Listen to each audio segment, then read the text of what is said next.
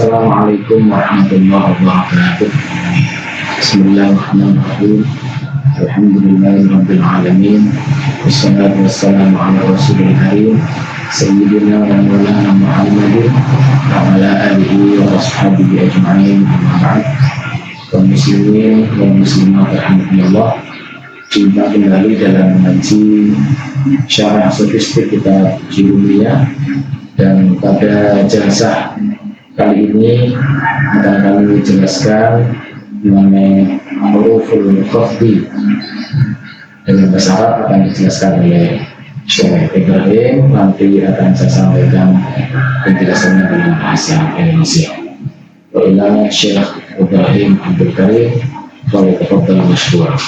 أعوذ بالله السميع العليم من الشيطان الرجيم. بسم الله الرحمن الرحيم. وبه نهتدي ونستعين، والصلاة والسلام على أشرف المرسلين سيدنا محمد صلى الله عليه وعلى آله وصحبه أجمعين. رب اشرح لي صدري ويسر لي أمري واحلل عقدة من لساني يفقه قولي. أيها الأحبة في الله، السلام عليكم ورحمة الله تعالى وبركاته. حلقة جديدة مع شرح كتاب منية الفقير المتجرد وسيرة المريد المتفرد. وكنا قد توقفنا في اللقاء السابق في باب علامات الاسم، وبقي لنا من علامات الاسم حروف الخفض أو ما تسمى بحروف الجر. نقرأ أولا متن الآج الرومية، ثم نتعرض لما جاء فيها من إشارات صوفية. يقول المصنف رحمه الله: ودخول حروف الخفض وهي من وإلى عن وعلى في ورب والكاف واللام وحروف القسم. بقي من علامات الاسم دخول حروف الخفض عليه.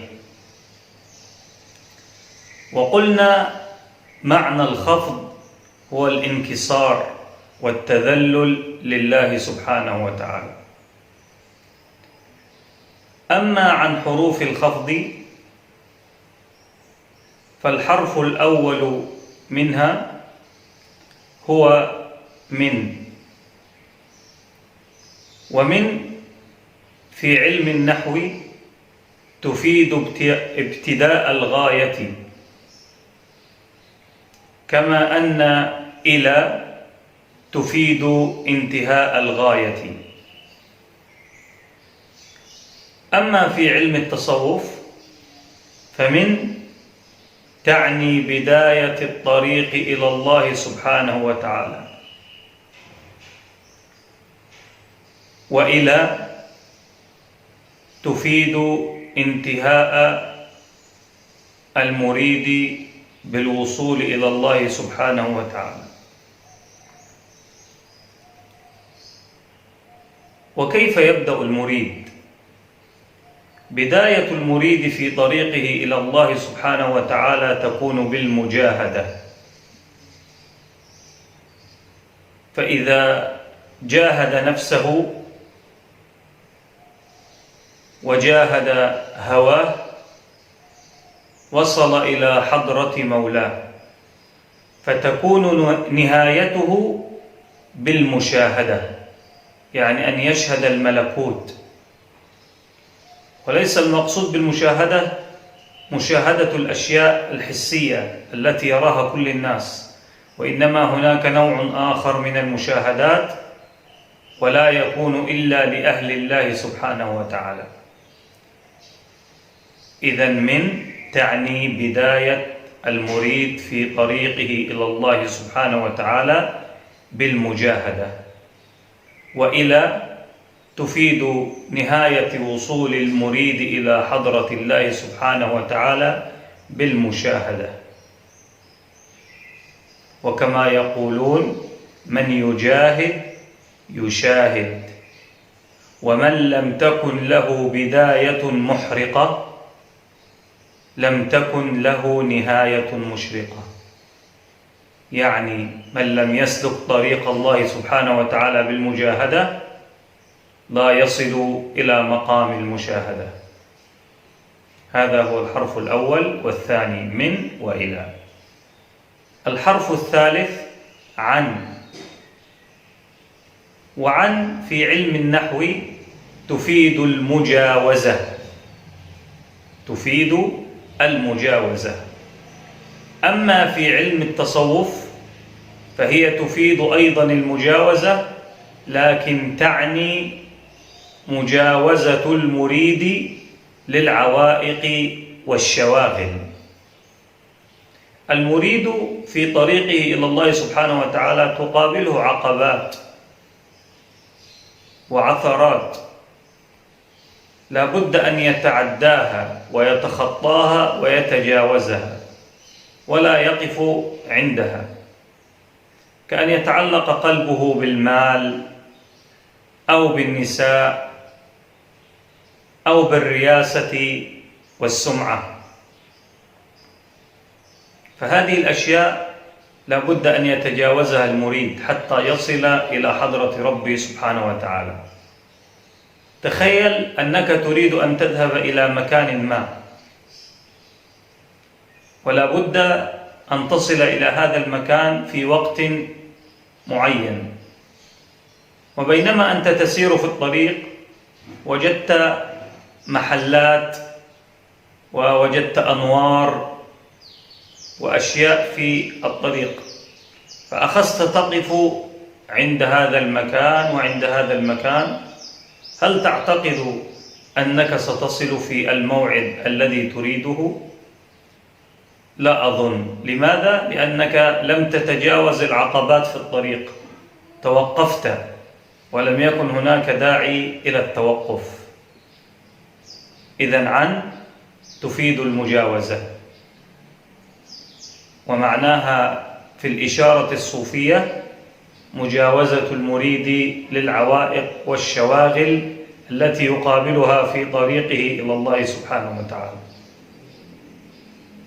ثم الحرف الرابع: على، وتفيد في علم النحو الاستعلاء. أما في الإشارة الصوفية فتعني استعلاء المريد على نفسه بقهرها والتحكم فيها. ونحن نعرف أن القائد دائما وأبدا يكون أعلى رتبة من المقود، فالمريد لا بد أن يكون أعلى من النفس، هو الذي يسيطر عليها، وليست نفسه وهواه هما اللذان يسيطران عليه ويوجهانه ويتحكمان فيه. ثم الحرف الذي يليه: في، وهي تفيد التباس الظرف بالمظروف. أما في الإشارة الصوفية فهي تفيد إلى دخول المريد إلى حضرة ربه سبحانه وتعالى، التباس المريد بحضرة ربه. إذن الحضرة هي المظروف، والمريد هو الظرف، يدخل في حضرة ربه سبحانه وتعالى ولا يشغلنه عنها شاغل. ثم الحرف الذي يليه: رب، وهي تفيد في علم النحو التقليل. أما في الإشارة الصوفية تفيد إلى قلة أهل الخصوصية. كثير من الناس يسلك طريق الصالحين وطريق أهل التصوف، لكن هل هم كلهم مقبولون؟ بالطبع لا. قليل من السالكين يكون من المقبولين، وهذا بسبب الإخلاص، لأن مدار التصوف يقوم على الإخلاص لله سبحانه وتعالى. وكما قال الله سبحانه وتعالى في القرآن الكريم: وقليل ما هم. وقال في آية أخرى: وقليل من عبادي الشكور.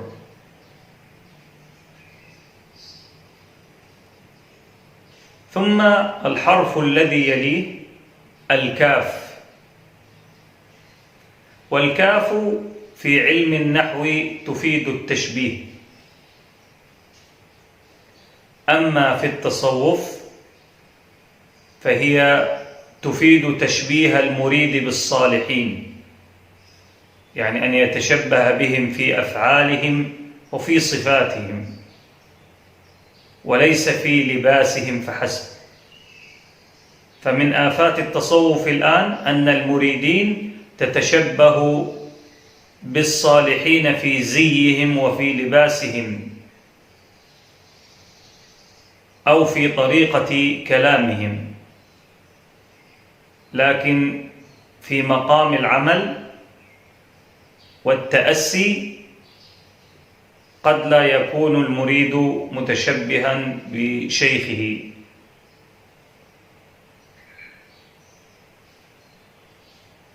ثم حرف الباء. والباء في علم النحو لها معان كثيرة،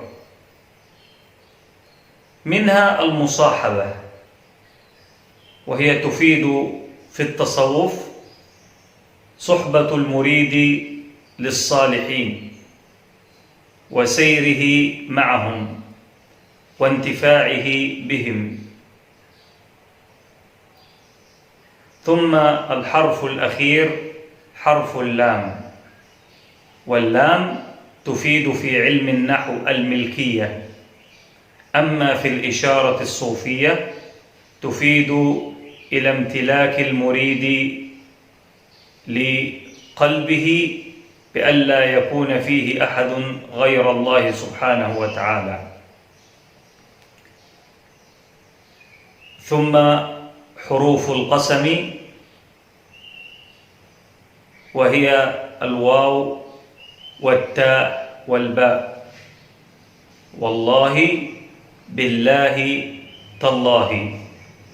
ومعنى حروف القسم في الإشارة الصوفية أن يكون المريد كما قال النبي صلى الله عليه وسلم: رب أشعث أغبر لو أقسم على الله سبحانه وتعالى لأبره. هذا وبالله التوفيق، والسلام عليكم ورحمة الله تعالى وبركاته. قال المؤلف رحمه الله: وحروف الخفض واليمين وإلى وعن وعلى وفي وربا والباء والكاف واللام. وحروف القسم وهي الواw والباء والta. Penjelasan dalam ilmu nahwu sudah jelas, dan langsung akan saya jelaskan isyarat sofistik dari teks kitab Jununiyah tersebut. Huruful khafdi, sebab yang bisa membuat orang itu memiliki rasa inkisar, memiliki rasa penghambaan yang sejati yang mutlak kepada Allah Subhanahu wa ta'ala. Itu ada beberapa macam. Yang pertama adalah min, yang secara nahwu berarti bidayah, min lil bidayah, permulaan. Dan yang kedua adalah ila, yang berarti nihaya. Min bidayah artinya bahwa untuk bisa sampai kepada rasa yang tunduk sepenuhnya kepada Allah Subhanahu wa ta'ala, itu harus dimulai sejak awal. Dengan cara apa? Dengan cara mujahadah, berusaha sekuat tenaga untuk memperbanyak zikir kepada Allah Subhanahu wa ta'ala, melaksanakan segala perintahnya, menjauhi segala larangannya dengan sepenuh hati. Jika ini awalnya, maka insya Allah di akhir, di nihayahnya akan sampai kepada level musyahadah, yakni menyaksikan kekuasaan mutlak Allah secara langsung sehingga menjadi pribadi yang muqarrabin seperti yang sudah kita jelaskan pada pertemuan sebelumnya. Huruful khafdi yang ketiga yaitu an, yang dalam ilmu nahwu itu diartikan dengan mujawazah, melampaui, melewati. Dalam ilmu tasawuf, an itu adalah mujawazah anil alaiqi ad-dunyawiyah, yakni melampaui segala kendala-kendala duniawi. Orang sudah bisa menjadikan segala perbuatannya hanyalah untuk Allah Subhanahu wa ta'ala. Ini bukan berarti orang harus meninggalkan pekerjaan yang sifatnya duniawi, bukan, tetapi maksudnya adalah menghilangkan ketergantungan dalam hatinya dari hal-hal yang sifatnya kepentingan duniawi. Segala tindakannya adalah hanya untuk mencapai ridha Allah semata-mata. Kita ingat bahwa banyak perbuatan yang kelihatannya duniawi tetapi bisa menjadi amal yang ukhrawi, niat yang betul. Dan sebaliknya banyak juga amal yang kelihatannya ukhrawi, sepertinya adalah amal akhirat, tetapi karena niat, motif, arah yang tidak betul, maka perbuatan yang seperti akhirat tadi itu menjadi perbuatan dunia. Oleh karena itu maka seorang mukmin yang sejati harus berusaha untuk mujawazah an al-alaiq ad-dunyawiyah, yakni meninggalkan segala ketergantungan atau motif keduniaan dan menjadikan seluruh amalnya hanyalah untuk Allah Subhanahu wa ta'ala. Kalau ini yang ada, maka tentu tidak ada orang yang berbuat tidak baik, tidak ada perbuatan tidak baik yang ditujukan kepada Allah Subhanahu wa ta'ala. Mempersembahkan kepada Allah tentu adalah mempersembahkan yang terbaik. Asbabul khafdi yang berikutnya adalah ala. Ala itu dalam bahasa, dalam ilmu nahwu diartikan dengan isti'ala. Isti'ala itu apa? Isti'ala'u 'ala nafsi. Seorang untuk bisa memiliki sikap penghambaan yang mutlak kepada Allah, maka dia harus memiliki harus kuasa isti'ala 'ala nafsihi, menguasai, mengendalikan tuntutan nafsunya sendiri.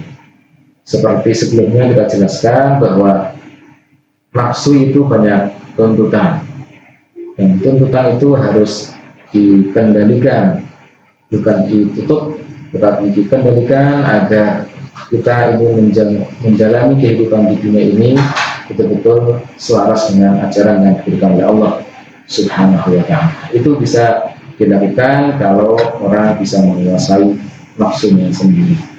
Kita juga paham bahwa segala keburukan itu sumbernya adalah nafsu yang tidak dikendalikan. Orang bisa makan berlebihan, mubazir, israf.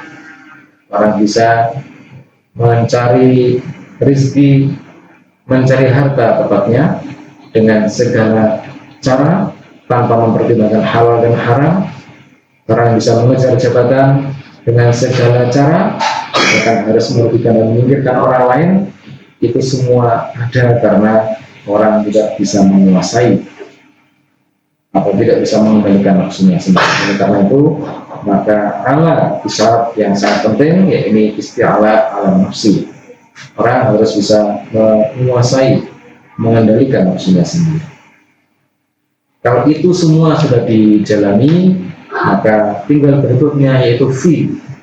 Fi itu apa? Fi itu adalah dukhulu al-hadrah, yakni Allah akan memberikan anugerah berupa peningkapan hati untuk bisa menyaksikan kekuasaan Allah yang sejati. Itulah yang sering disebut dengan kasyaf, musyahadah atau ayan, yakni orang bisa menyaksikan kekuasaan Allah yang mutlak itu dan menempatkan dirinya sebagai hamba yang berkebutuhan mutlak kepadanya.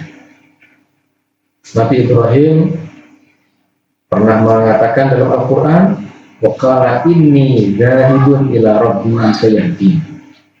Nabi Ibrahim mengatakan, saya pergi menuju Tuhanku sehingga Tuhanku memberikan aku petunjuk. Jadi pertama adalah mujahadahnya, dzahibun ila rabbi itu adalah mujahadahnya, hidayahnya, minnya tadi itu, kemudian sayahdin itu adalah nihayahnya atau ilahnya. Apa itu nihayahnya? Nihayahnya adalah fi, jadi dufuru al-hadrah al-ilahiyah yang disebut dengan al-kasyaf atau musyahadah tadi itu. Dan orang yang mendapatkan anugerah berupa kasyaf, itulah yang disebut di dalam Al-Quran, ulaika ala hudan min rabbihim wa ulaika humul muflihun. Orang yang mendapatkan petunjuk dari Tuhan mereka, dan mereka orang-orang yang beruntung. Tentu kasyaf ini adalah hasil dari proses yang telah dijalani sebelumnya. Tetapi kenyataannya tidak banyak orang yang bisa sampai kepada makam kasyaf ini, sedikit sekali. Sehingga huruful jar yang berikutnya adalah rubba, yang dalam bahasa itu menunjukkan al-qillah, sedikit sekali. Yakni qillah itu wujud di ahli al-khususiyah, orang yang bisa mencapai kepada makam khusus, yaitu musyahadah, itu hanya sedikit. Sehingga Allah pun sudah menyebut dalam Al-Quran, wa qalilum ma'hum, sedikit sekali mereka itu.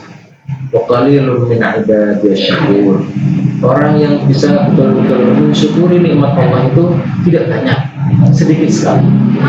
Oleh karena itu maka isyarat nahwu yang disampaikan oleh kitab Jurumiyah ini adalah rubah sebagai huruful jar, sebagai sebab yang bisa mengantarkan seseorang memiliki sikap penghambaan yang sempurna, penghambaan yang mutlak kepada Allah Subhanahu wa Ta'ala. Orang itu ada 3 makam dalam beragama. Yang pertama adalah makamnya iman.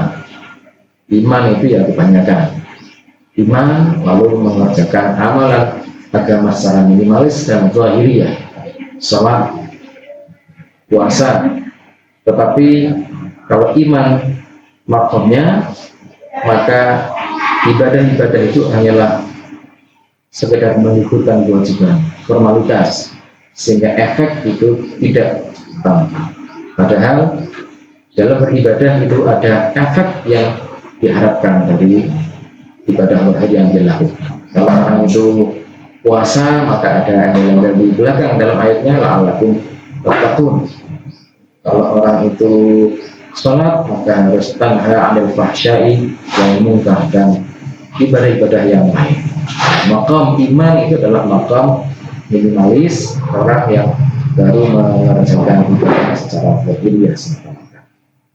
Lalu makam yang kedua itu adalah makam murid, orang yang menjalani laku sekuat tenaga bagi mujahadah untuk bisa mengenal Allah dan untuk bisa mendapatkan ridha Allah Subhanahu wa Ta'ala. Orang makam ini sudah berusaha untuk melaksanakan ibadah baik zahirnya yang disertai dengan ibadah batiniyah, tetapi kesempurnaan penyatuan antara keduanya itu tidak banyak. Sehingga tadi disebutkan rubba wa qalilun ma'hum, dan qalil itulah, sedikit itulah orang yang sampai pada makam syahid, menyaksikan kekuasaan Allah, bukan menyaksikan secara zahir tapi menyaksikan secara maknawi. Untuk ini selaras dengan sabda Nabi, yakni ubud rabbaka ka'annaka tarahu, beribadahlah kamu kepada Allah, kepada Tuhanmu ka'annaka tarahu, seakan-akan engkau melihat Allah, seakan-akan melihat itu adalah makam yang musyahadah, makam yang tertinggi. Kita beribadah kepada Allah seakan-akan kita ini melihat Allah secara langsung, tetapi tidak banyak yang bisa melakukan. Karena itu maka Nabi menambahkan di pada sisa sudahnya, wa illam takun tarahu fa innahu yaraka. Kalau kamu tidak bisa menyaksikan Allah, maka ketahuilah bahwa Allah itu melihatmu. Maka makam murid, makam orang soleh ini yang bisa kita capai, sehingga setidaknya kita ini beribadah dengan keyakinan bahwa Allah itu melihat kita. Itu level yang kedua, level atau makam yang murid. Makamnya syahid itu tadi sedikit yang disebut oleh Allah, wa qalilun minhum wa qalilun min ibadiy syakur, dan ayatnya.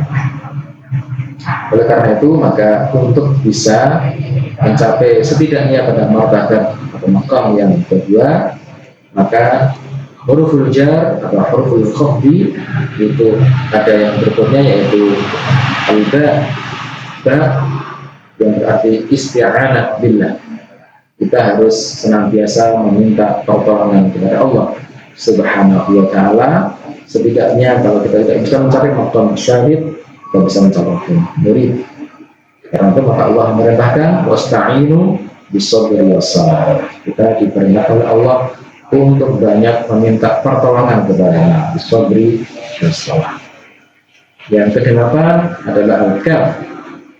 Jadi kalau kita ingin menjadi saleh, kalau bukan syahid tadinya, maka al-kaf adalah huruful khafdi berikutnya. Al-kaf itu dalam nahwu berarti tasybih, menyerupai sesuatu, yakni tasybih bis-shalihin. Kita berupaya untuk menyerupai orang-orang yang saleh, baik dalam amal maupun ahwalnya. Kita menyerupai ibadah, menyerupai tindakan, sekaligus menyerupai akhlak yang ditampilkan oleh orang-orang yang soleh, sehingga kita menjadi orang yang soleh. Dan yang terakhir adalah alam. Alam itu dalam nahwu berarti istiqaq atau milkiyah. Seorang itu bisa memiliki setelah menjalani proses semua tadi itu, huruful jar itu dilalui, maka orang itu bisa mencapai derajat istiqaq atau milkiyah, yakni mencapai level memiliki cinta dari Allah Subhanahu wa ta'ala, memiliki ridho dari Allah Subhanahu wa ta'ala. Tentu ridho Allah adalah segalanya, dan semua itu harus dijalani dengan huruful jar yang terakhir, yaitu huruful qasam, yang sumpah, tekad, sekuat tenaga. Kita harus menjalani segala sebab, segala faktor yang bisa menjadikan kita ini orang yang memiliki sikap rendah, hina, menghamba secara mutlak kepada Allah Subhanahu wa ta'ala. Semoga ini bermanfaat.